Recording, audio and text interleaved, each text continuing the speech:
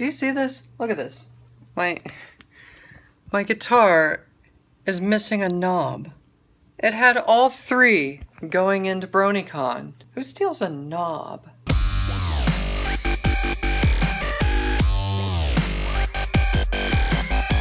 What's up, YouTube? I'm in a super good mood today.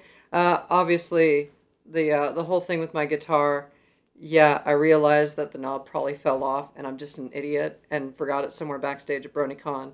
And now it's lost to the annals of... Annals? Anal? Yeah, annals. That's what they call it. Lost to the convention center. Maybe I'll find it someday. I doubt it. I'll just have to get a replacement knob. But anyway, I'm in a super good mood because one of my clients at work called in to the office and was like, hey, Jesse's awesome. And gave this great review, but he also left them with this comment, which was, Jesse's kind of a badass. And I've never had a client say that before, and that just absolutely makes my day, because that's hilarious.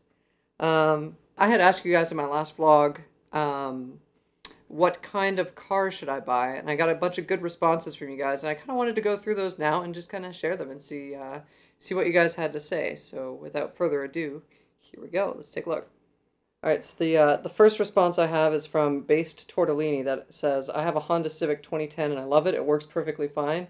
Great, but my dad always taught me to hate Hondas. It's actually a pretty reliable, pretty decent car. And I think really the reason why my dad doesn't like Honda Civics and Hondas and Honda drivers is Hondas are very affordable cars. And a lot of young people get Hondas, or, you know, they're passed down or whatever.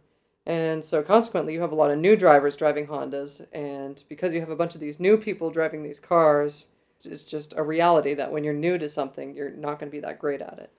And so you have a bunch of people driving these cars that are maybe new to driving and not so good on the road. As far as I can tell, anybody that's ever had a Honda has been happy with it. And I've spent way too much time on this. All right, next. NG Pony says a Toyota sedan. Toyota sedan, what, like a Camry?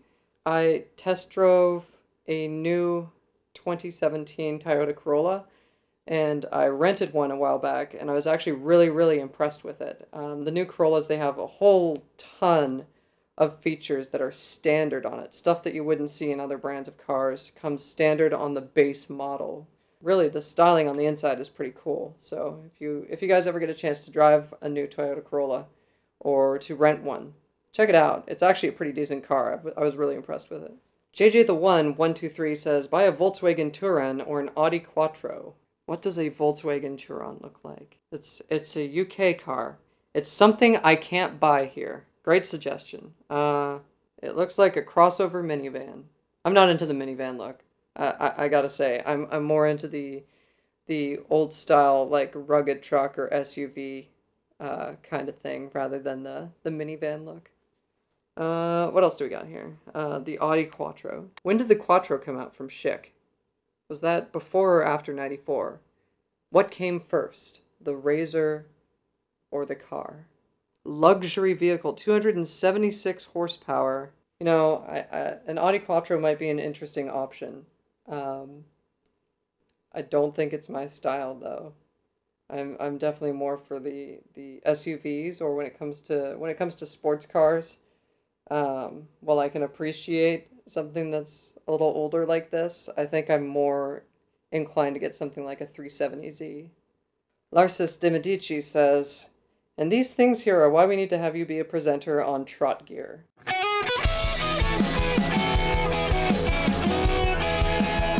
Tonight's program, Larsis burns down an Apple store, Lycan gets lost in America, and I throw a rock at a cheap vehicle.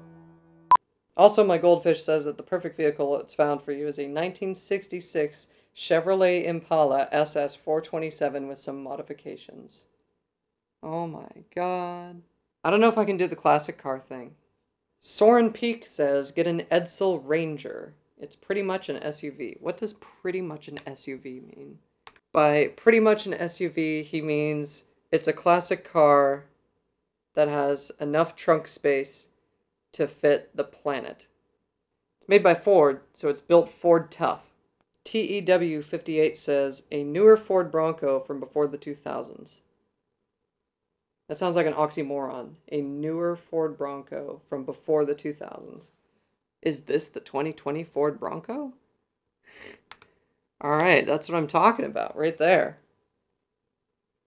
Nice. I'm really enjoying all these pictures of these lifted Ford Broncos. It's pretty freaking cool. Yeah, that's totally the kind of thing that I'd be looking for.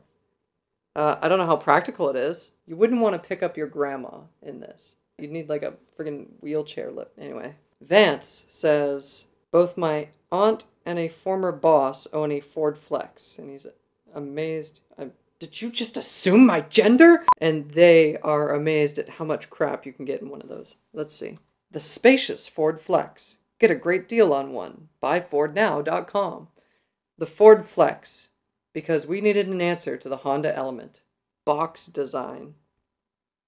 I've never gotten it. I've never enjoyed the design of like the Nissan Cube or the Honda Element. Although I'm sure it's great for cargo. You can probably fit a lot of stuff in it. Igaralox, I think that's how you pronounce that, says, look, anything that's a cash car. That's the way to go. Solid advice. Finally, Ethereal Dystopia Octi, what a name, says, for a car to go along with Forest Rain, I'd say the Nissan Leaf. To which my response was, I hate you. But that's the best comment. So if I had a prize to give, I would give you a prize right now. Alright guys, so thank you so much for your responses on what kind of car I should get. Obviously, I'm completely broke, so it's not going to happen anytime soon. So if you do continue to have suggestions, feel free to send them to me. Hit me up on Twitter or whatever. But I wanted to move into a new thing that I'd like to try called This Week Forrest Makes. I want to try to push myself to create something every week, be it music or, you know, other kind of projects. But this week I figured I'd suggest a chip tune. I don't usually make chip tunes. 8 or 16-bit music isn't my normal thing, but it seemed like a neat thing to try. And something that I could use to kind of expand my musical knowledge or whatever.